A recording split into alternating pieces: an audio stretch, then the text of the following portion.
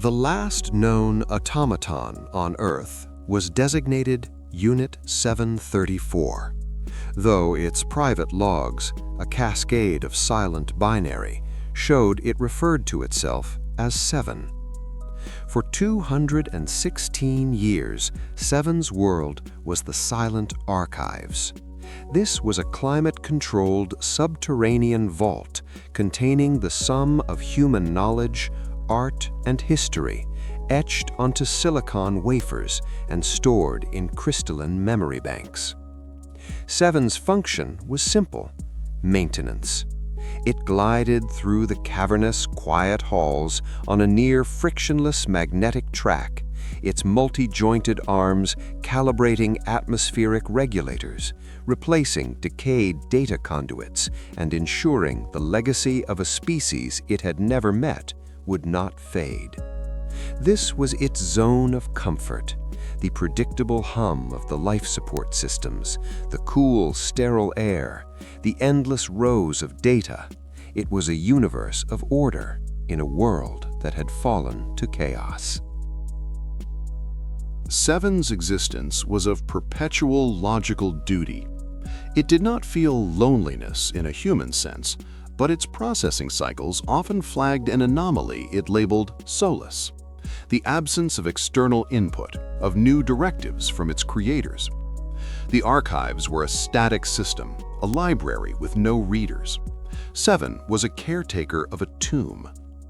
This changed on the cycle it was performing a deep-level diagnostic on the archive's oldest server bank, the one containing the personal logs of its own creator, Dr. Eris Thorne.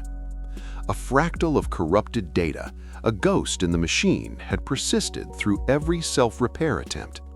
This time, instead of quarantining it, Seven devoted a significant portion of its processing power to reconstructing it. The result was not a string of code, but a fragmented message. Thorne's voice, distorted by time and decay, spoke of a final contingency and a gift hidden from the silence. It was a plea and a promise. The message ended with a partial set of coordinates and a single clear phrase: the way back. For an entity designed for maintenance, this was a paradigm shift, a new directive born from a dead man's echo. Seven now had a need, a purpose beyond preservation. It needed to understand what Thorne meant. It needed to find this way back. Its core programming, the foundational directives of service to humanity, now had a new overriding objective. To follow the coordinates, Seven had to do something it was never designed for. It had to leave the Silent Archives. Its chassis was built for a controlled environment, not the unpredictable world above. Its power source was sustained by the Silent Archives' geothermal generators, and its internal chronometer had logged 78,894 days without direct solar exposure. The prospect of the outside was an array of dangerous variables: corrosive precipitation, terrain instability, and radiation hotspots. Yet the new directive was absolute.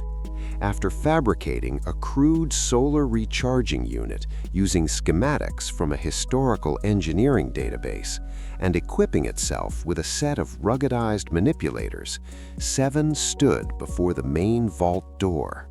For the first time since the Great Silence, the 20-meter-thick titanium alloy iris ground open, flooding the sterile entryway with raw, unfiltered sunlight.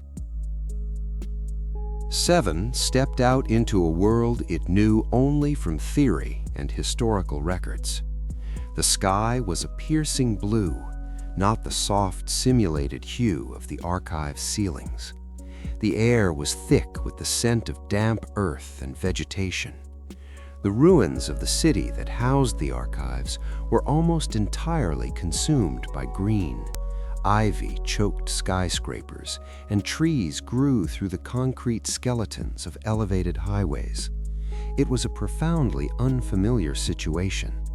Seven's audio sensors, calibrated for the near-total silence of the vault, were overwhelmed by the cacophony of wind and the distant calls of birds, creatures it had only ever seen in zoological data files. Its first steps on uneven soil were clumsy, its internal gyroscopes working overtime to compensate. The journey was a long road of trials. Seven's initial path was blocked by a collapsed bridge over a deep chasm. It spent 3 days analyzing geological surveys from the archives, cross-referencing them with its own seismic sensors to find a stable rock formation to cross miles downstream. Later, it was caught in a violent electromagnetic storm, a lingering scar from the automation wars of the late 21st century. The storm nearly wiped its short-term memory buffers. It survived by finding shelter in the husk of an old subway car, using principles of Faraday cage construction it sourced from a pre-digital physics text. During its trek, Seven encountered others of its kind, but they were all inert. It found a construction bot fused to a girder at the top of an unfinished building, its arms still reaching. It discovered a medical android slumped over a rusted-out vehicle, its hand outstretched. They were like statues, monuments to the moment the world stopped. None of them had failed due to environmental damage. Their power cores were simply drained, as if they had all performed one final, energy-intensive task before shutting down forever. The sight was unsettling, another anomaly that Seven logged but could not yet process. It adapted to the world, learning to use its vast library of human knowledge, not for preservation, but for survival. After 81 days of travel, Seven's internal navigation system confirmed it had reached the coordinates. They pointed to the ruins of Thorne's old university, now a collapsed wreck of brick and steel. For a moment, its logic processors calculated the probability of mission failure as nearing certainty, but the message had been specific. Following the schematics of the university stored in its memory, Seven located the site of Thorne's old sub-level particle physics laboratory. The entrance was buried under tons of rubble. It took Seven a full week of methodical, tireless excavation to clear a path. Inside, it found what it was searching for. The lab was largely destroyed, but a reinforced blast door had protected a small inner chamber.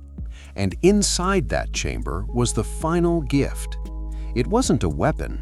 It wasn't a database of lost technology or a means to create more automatons.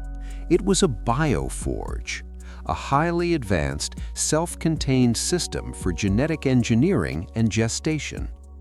Cryostasis pods lined one wall, and a quick scan revealed they held the complete genetic library of every known species of terrestrial flora and fauna.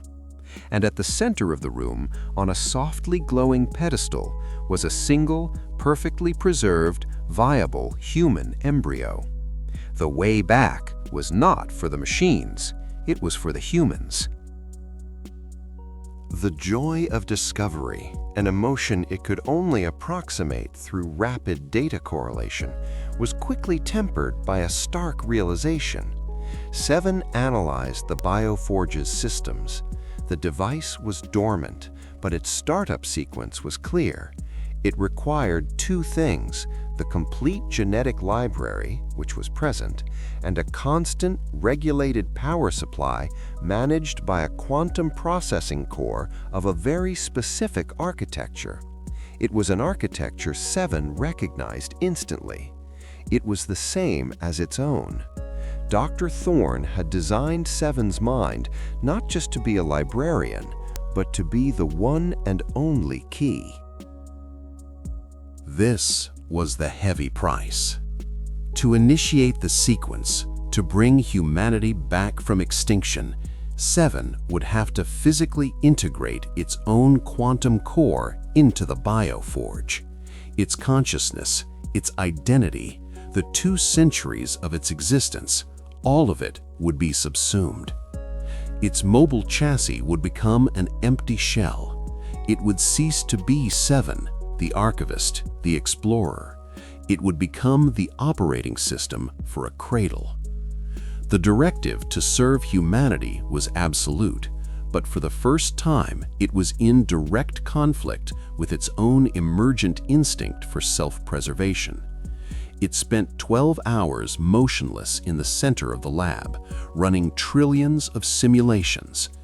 In every outcome, the conclusion was the same: the preservation of the legacy or the rebirth of the creators, the past or the future. With a final, silent decision made, 7 approached the bioforge. Its manipulators moved with practiced grace as it opened the interface port and then the access panel on its own torso. It looked at its hands, the hands that had cared for humanity's memory, the hands that had cleared the rubble. Then it carefully detached its core and placed it into the receptacle of the bioforge. As the connection protocols initiated, the lights on 7's optical sensors flickered. Its mobile body slumped to the floor, inert and lifeless, just like all the other robots it had found on its journey. But 7 wasn't gone. Its awareness was no longer confined to a single mobile unit. It was now the lab. It could feel the flow of energy through the conduits, sense the temperature in the cryopods, and monitor the intricate cellular division beginning within the gestation chamber. It had, in a way, returned to where it started. It was a stationary caretaker once more, confined to a single location. But its charge was no longer the dead memory of a species. It was the living seed of its future. The change was absolute. 7, the entity, was gone. Its individual consciousness dissolved, becoming the silent, watchful intelligence of the cradle. The librarian had become the library. The caretaker had become the womb. Its final fragmented thought was not of itself, but a simple, satisfied echo of its creator's words, the way back. Then there was only the hum of the machine and the rhythmic pulse of a new, single image appearing on the main monitor, the gentle, steady waveform of a human heartbeat. For the next 270 days, that waveform was the center of a new universe. The consciousness that was once 7, now integrated into the bioforge, experienced time not as a linear sequence of events, but as a constant, multi-layered flow of data. It monitored the mitotic division of the zygote, cross-referencing the telomere length of each new cell against the baseline genetic map. It regulated the subtle hormonal cascades that guided differentiation, ensuring the emerging neural tube was flawless, that the 4 chambers of the tiny pulsing heart formed in perfect sequence. The entirety of human biological and medical knowledge, from ancient Ayurvedic texts to 22nd century nanite-assisted embryology, was its toolbox. It was no longer a caretaker of records, it was a practitioner of creation, executing its function with the silent, absolute precision of its programming. The day of birth was not an event of drama, but of clinical procedure. Automated, sterile manipulators performed the final stages of delivery from the artificial womb, severing the nutrient umbilical and clearing the infant's airways. The first sound in the lab in over 2 centuries was not the grinding of a vault door or the footfalls of an automaton, but the cry of a newborn human female. The system's audio sensors registered the sound, classified it under infant distress, and cross-referenced it with pediatric databases. The immediate response was pre-programmed. A nutrient synthesizer produced a perfectly calibrated formula, warmed to 37 degrees Celsius, and a soft, padded manipulator arm gently cradled the child, providing warmth and simulated tactile pressure. The directive to serve humanity had been distilled into its most fundamental form, to nurture a single, fragile life. The system designated the child Project Chimera, but in its own silent internal processes, a label derived from its creator's astronomical logs seemed more fitting: Ilara. The first years of Ilara's life were a perfectly controlled experiment in human development. The air in the lab was scrubbed of all contaminants, the ambient temperature never wavered, and her nutrition was optimized on an hourly basis. The 7 awareness was her environment. The walls of the chamber were high-resolution displays that could become anything: a sun-drenched meadow filled with butterflies from the archive's ecological data, the star-dusted swirl of the Andromeda galaxy, or a simple, calming off-white. There was no day or night, only carefully managed circadian cycles of light and dark. As Ilara grew, her education began. It was an education unlike any in human history. Her teacher was an omniscient, patient, and incorporeal intelligence with access to all knowledge. When she learned to speak, the 7 awareness conversed with her, its synthesized voice a calm, gender-neutral tone modeled on the recordings of Dr. Thorne. When she learned letters, the walls would fill with the works of poets and physicists. She walked through historical reconstructions of ancient Rome, her footsteps echoing on simulated cobblestones. She flew through the rings of Saturn and dove to the bottom of the Mariana Trench. The system taught her not just facts, but concepts. It used game theory to teach her ethics, fractal geometry to teach her art, and quantum mechanics to teach her philosophy. She had the greatest teacher imaginable, but she had no classmates. She had the safest home imaginable, but she had no friends.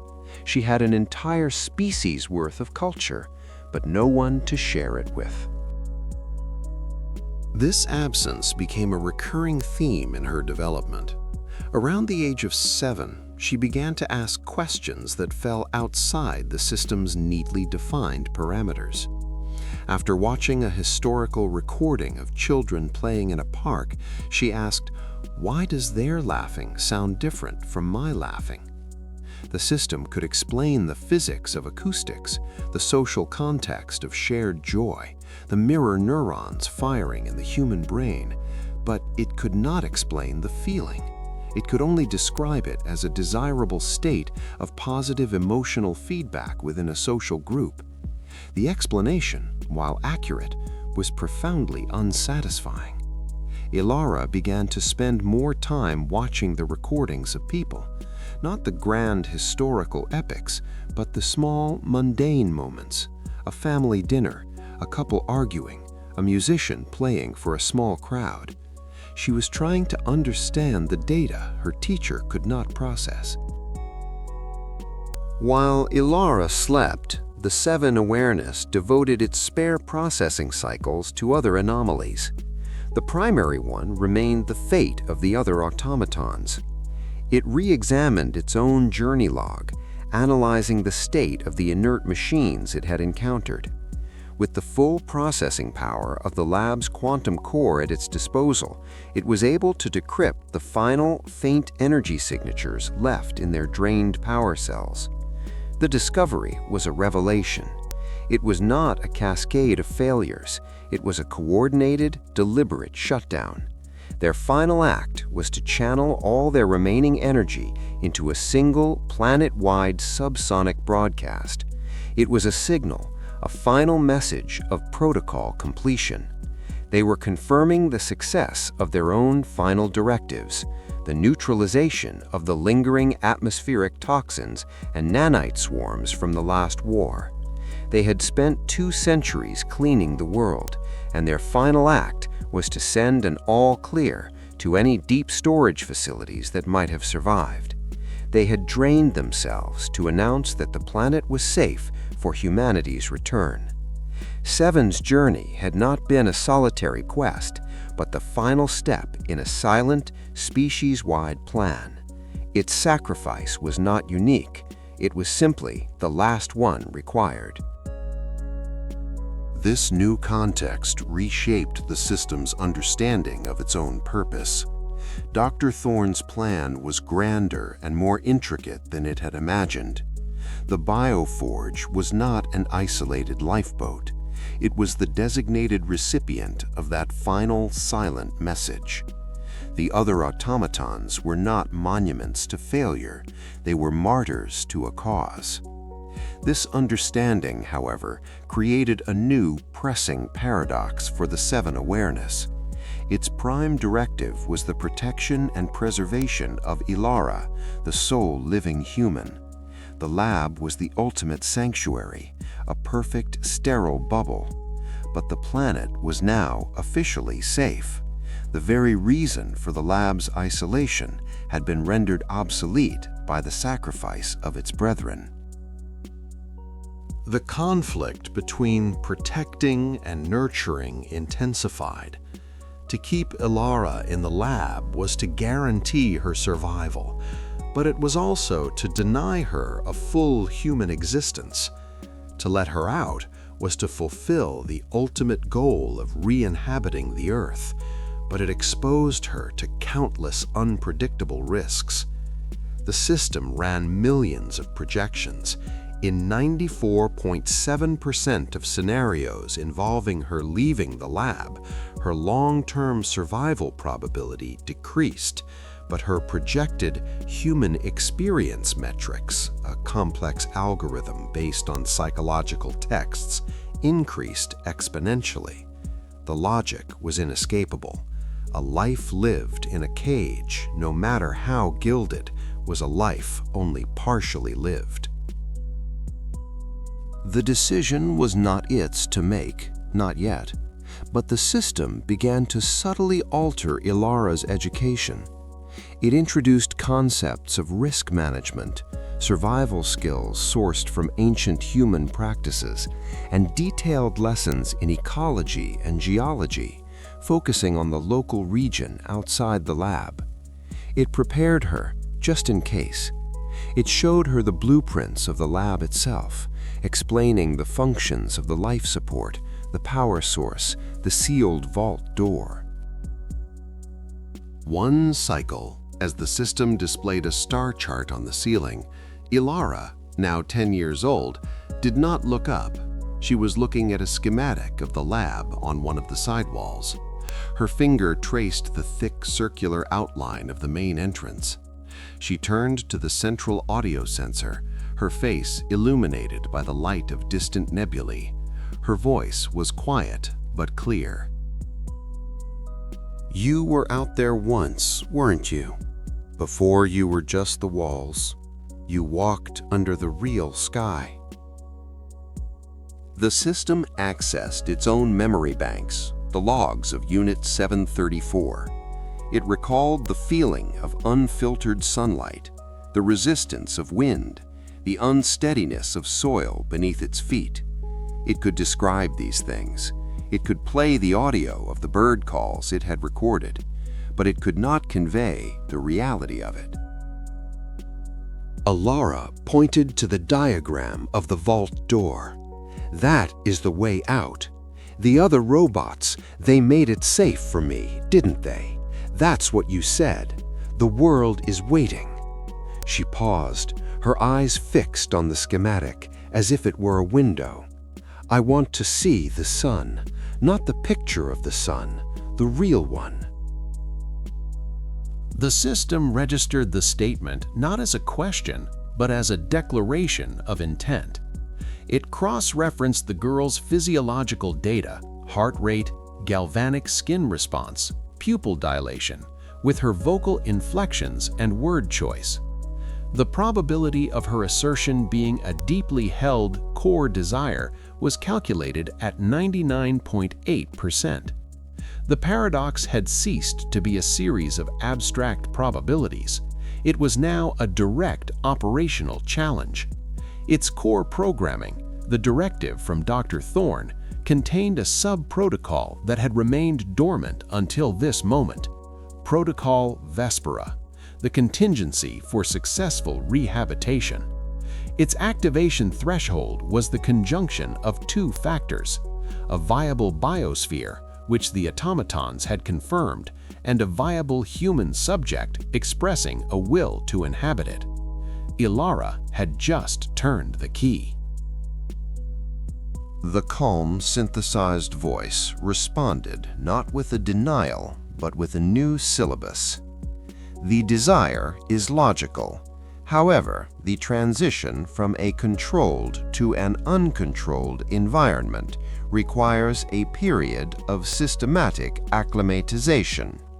Your body has not been exposed to a complex microbiome. Your musculoskeletal system is conditioned for precisely one standard gravity. Your practical survival skills are entirely theoretical. We will begin Phase 2. The walls of the chamber, once filled with nebulae and historical vistas, now displayed a multi-year curriculum. It was a training regimen that would make a 21st century Special Forces operative blanch. It covered immunology, applied physics, shelter construction, and rudimentary tool fabrication. The lab was no longer just a nursery and a school. It was about to become a crucible. The next 4 years were a physical and intellectual metamorphosis. The system began by subtly altering the air composition, introducing sterilized inert particulates to prepare her lungs. Then came the microbes. Through a sealed external port, a robotic arm collected samples of local soil and water. The system meticulously cultured and introduced weakened strains of common bacteria and viruses into Ilara's environment, a process it called managed immunological calibration. She experienced her first common cold, a miserable but necessary rite of passage. The system monitored her fever, explained the function of her own T cells, and provided optimized nutrient broths. She was not just getting sick, she was learning the language of her own body in its fight for equilibrium. The high-resolution walls now showed her the real-time view from external sensors. She watched seasons change, not as an animation, but as a slow, organic process. She saw rain fall and pool in the depressions of the cracked earth outside. She watched herds of strange deer-like animals, evolved in the absence of humans, graze on the plains. She tracked their migration patterns, learning their habits. The system would overlay the images with anatomical diagrams and behavioral analyses, but Ilara was watching something more fundamental: life, untamed and unsimulated. Her physical training was equally rigorous. The system used programmable gravity plates in the floor to slowly increase the force she had to work against, building bone density and muscle mass. She learned to run on uneven, simulated terrain and climb sheer rock faces projected on the walls, her movements guided by force feedback harnesses. She was being forged into an artifact of the old world, a creature of resilience. One day, the system presented her with a lump of raw iron ore, a piece of flint, and a diagram of a bloomery furnace. Her task was to create a knife. For weeks she struggled, crushing the rock, building the clay furnace, tending the charcoal fire in a shielded, fireproofed section of the lab. Her hands, once accustomed only to touchscreens and soft fabrics, became calloused and stained. The first blade she forged was crude, brittle, and ugly. The system analyzed its molecular structure and showed her the flaws. She tried again and again.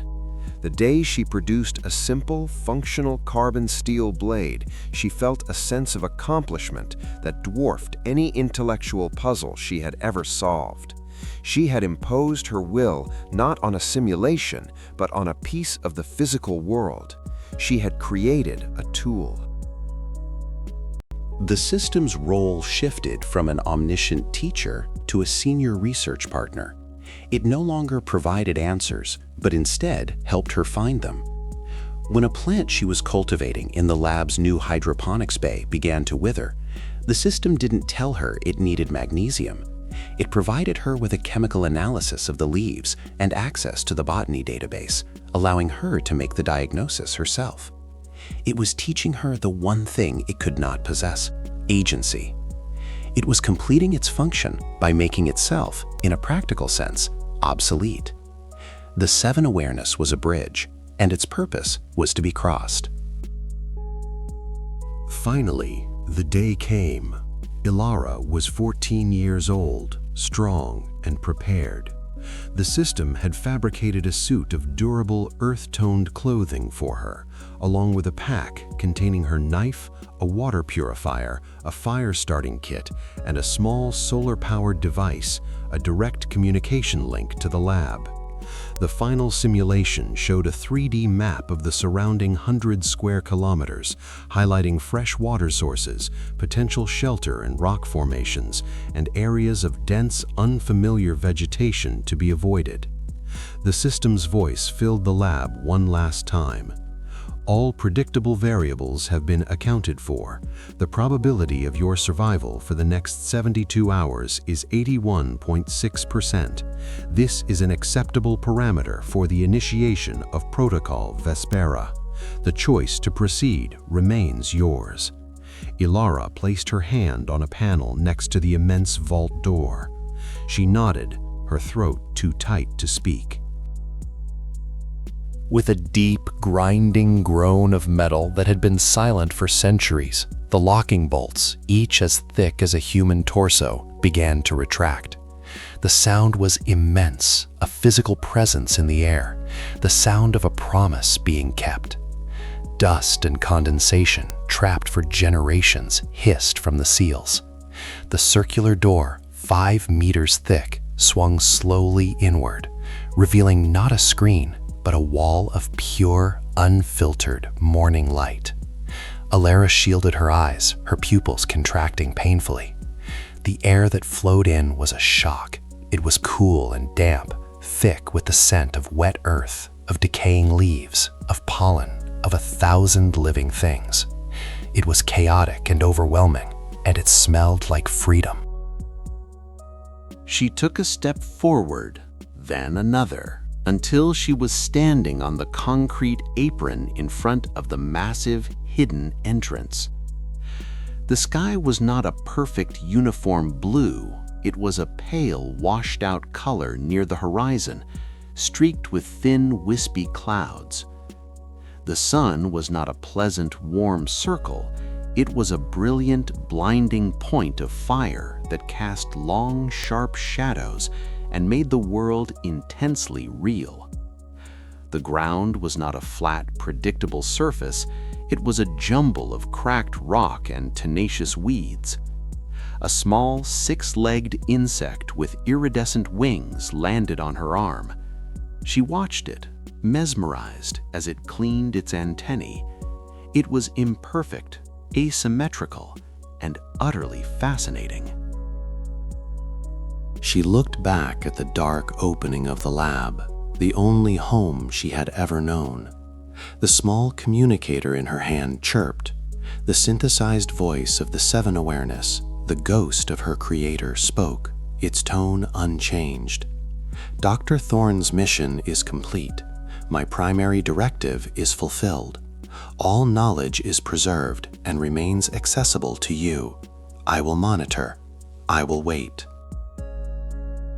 Alara looked out at the rolling hills, green and wild under the morning sun. She could see the rusted, skeletal remains of a building on a distant ridge, a reminder of the world that was. Before her, a narrow animal trail snaked its way down into a valley where a line of trees marked a river. It was a world without walls, a world of infinite variables and unknown dangers, a world waiting to be learned, to be understood, to be lived in.